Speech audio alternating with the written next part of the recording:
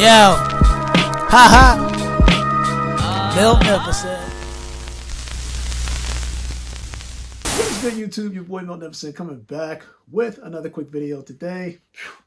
Finally, got the Meta Quest, at least the full blocker, versus the actual partial blockers that come with the Meta Quest headset. Now, at least the Pro. The only thing is that what you need to know is that this is all silicone based in terms of the partial blockers as well as the full blocker.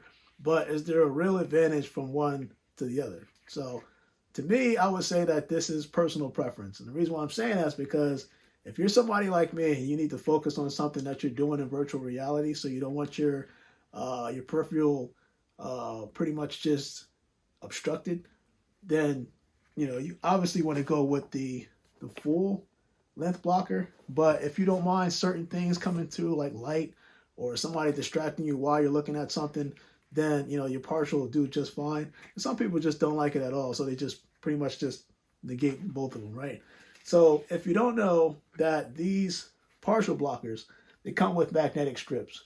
And honestly, it's a great design because it makes it easier to just snap on and off as you're using it. And when you look on the insides of each partial blocker, it'll tell you which one is the left, which one is for right. So let me just take the right real quick and I'll display exactly, or at least show you guys how it actually snaps on. No B-roll or anything like that, just real life so you can see exactly what's going on.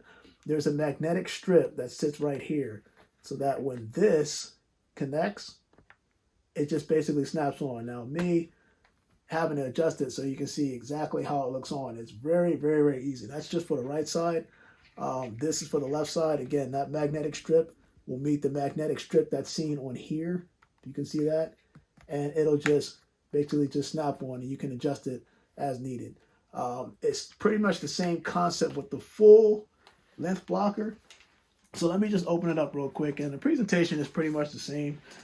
For anybody that doesn't know, your Meta Quest Pro comes in a box. Looks kind of similar to this, but this is the first time I've actually seen the full length blocker. So once you take off, I think there's two plastic stickers on each side that you got to kind of pull open.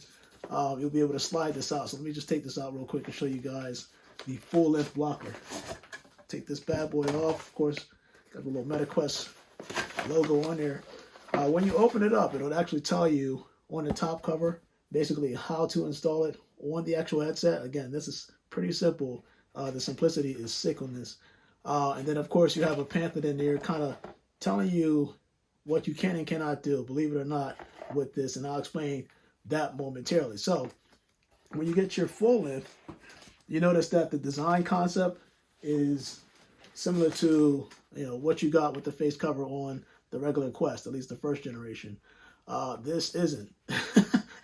This to me is like, it's not silicone based, but it has a plastic design, but it's pretty much the same concept. And with this, they have a mixture of a little bit of plastic towards the nose area, I guess, so you can snap in. But the portion that matters the most is the silicone portion that'll sit atop on your face.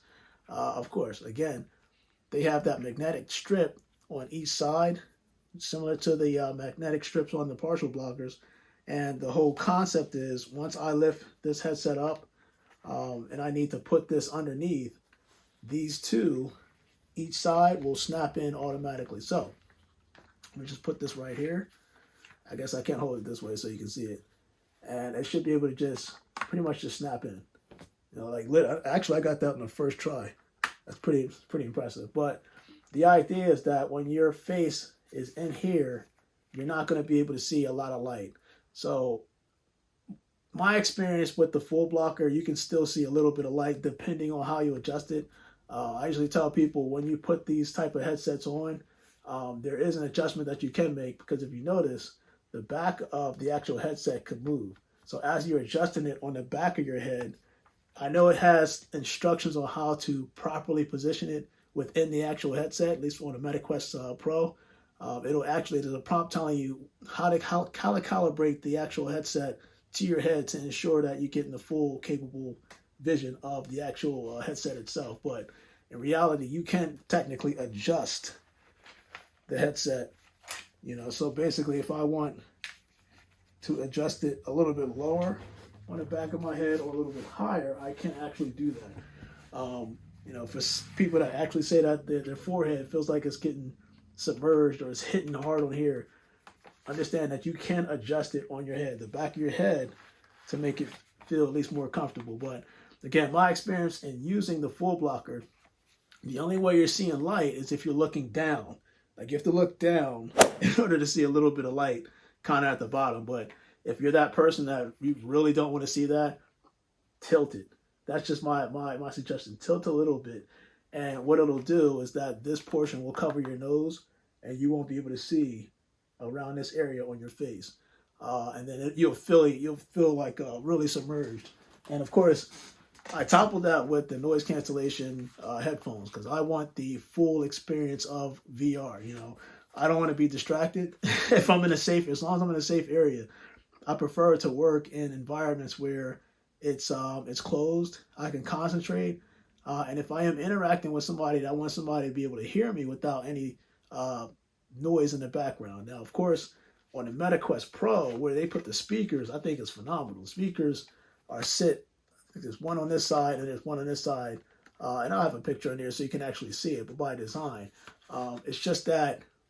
Again, when you're working in an environment where you need concentration, you need to focus, because in this day and age, a lot of people like to take that focus away.